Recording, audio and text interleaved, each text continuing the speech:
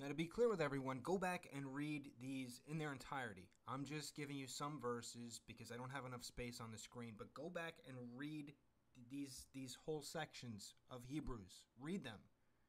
For if that first covenant had been faultless, then should no place have been sought for the second. Not according to the covenant that I made with their fathers in the day when I took them by the hand to lead them out of the land of Egypt, because they continued not in my covenant, and I regarded them not, saith the Lord. In that he saith, a new covenant he hath made, the first old. Now that which decayeth and waxeth old is ready to vanish away. So what should we do? Dwell in that? Is that where we're supposed to put our primary focus of our walk with Jesus Christ? Is that logical when you actually read the New Testament, instead of just cherry-picking verses from the New Testament to validate the Old Testament? Hebrews 8 states the following: For the law, having a shadow of good things to come, and not the very image of the things, can never with those sacrifices which they offered year by year continually to make the comers thereunto perfect. For then would they not have ceased to be offered, because that the worshippers once purged should have had no more conscience of sin. But in those sacrifices there is a remembrance again made of sins every year. For it is not possible that the blood of bulls and of goats should take away sins. Now it tells you right here, the law is a shadow of good things to come. That would be Christ. That would be the New Testament. That would be the New Covenant. The New Covenant is not a shadow of things past, of really great, wonderful, awesomeness past. There was an inherent flaw with the Old Covenant. Now let's have a look at Luke 22. We're talking about the Last Supper here. Now the feast of unleavened bread drew nigh, which is called the Passover. And then we go to Jesus here. And he took the bread and gave thanks and brake it and gave unto them, saying, This is my body, which is given for you. This do in remembrance of me. Likewise also the cup after supper, saying, This cup is the New Testament in my blood, which is shed for you. Now, he's not saying, hey, remember Egypt? Let's focus on Egypt tonight. Here's the Passover dinner. Just as the sacrifice, as I just read to you, everything that was ritualistic, everything from the Torah was based around the people remembering their sin. He's not saying here, this when I die, I want you to think about your sin. I want you to focus on your sin. I want you to do this and remember your sin. He's saying, do this in remembrance of me and my new covenant with you. Not the old covenant, the new covenant with you. Not Moses, not the Israelites that came out of Egypt.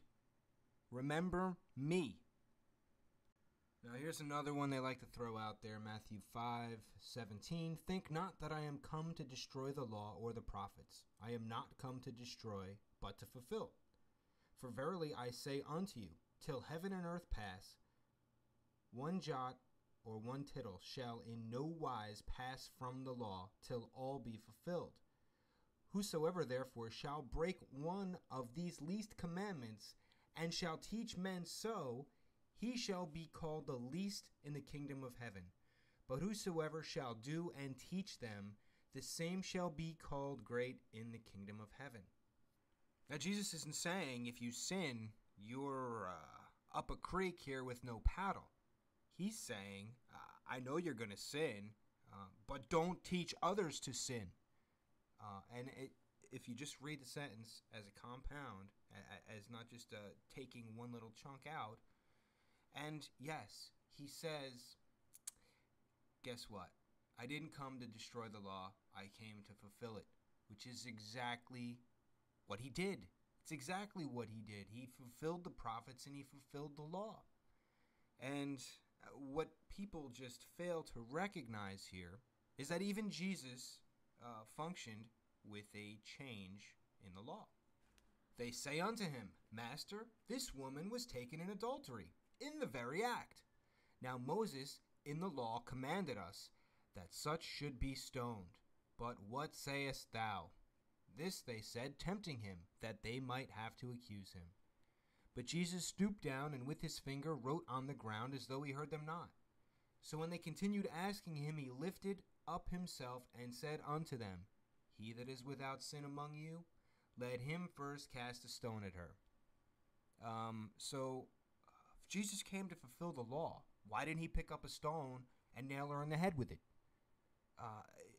There's a disconnect here. There is an absolute disconnect, and I just wish people would seek out answers on their own, because inevitably when you follow someone, whether it's me, whether it's whoever, you're gonna fall prey to that person's issues.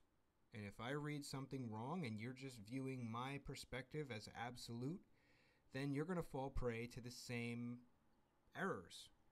And I'm sorry, but the entirety of the Hebrew roots movement just negates the New Testament. They just compromise the entire validity of the New Testament. And that's all I can say about it.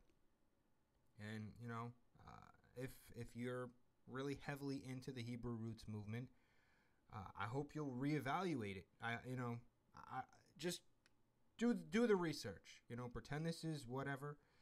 It doesn't have to be a Bible study. It should be a Bible study, though. But, just pretend like, get outside yourself and actually sit down and dig into the Bible. And don't just take someone's word for it that all of this stuff is in there and they are giving you the verses to back up what they're saying.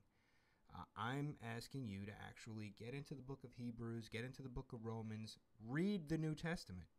Don't just focus on the Torah.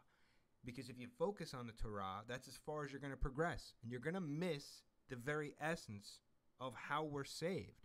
And unfortunately, I don't know why these people want to just focus on living as though it's, 4,000 years ago. And I don't understand how they can get around stoning people, or killing gay people or whoever.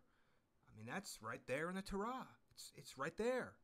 Anyway, I'm going to call this one quits. And if you want to contact me, my email address is revelationspcast@aol.com. Website is wiseasserpents.com. And hopefully the next video cast I do will be a little bit cheerier.